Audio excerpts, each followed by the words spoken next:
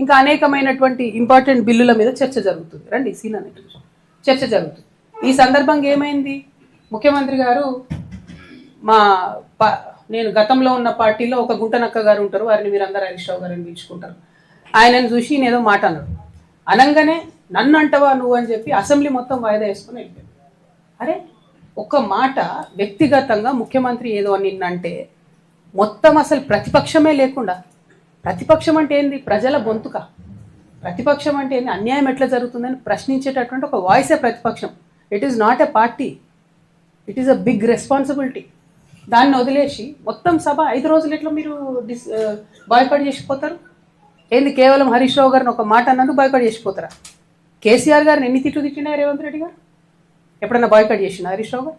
మొన్న ఈ గుంటనక్కకు deputy floor leader ఇవ్వగానే నేను చెప్పిన బీఆర్ఎస్ పార్టీని ఎవరు కూడా కాపాడలేరు అసెంబ్లీకి రాకపోతే అని. ఏం చేసిరు నిన్న? పోనీ జనరల్గా నేను కూడా పార్లమెంట్లో పనిచేసిన కదా, నేను కూడా ఎమ్మెల్సీగా పనిచేసిన కదా, ఒక ఏదన్నా అంశం మీద మనకు అభ్యంతరం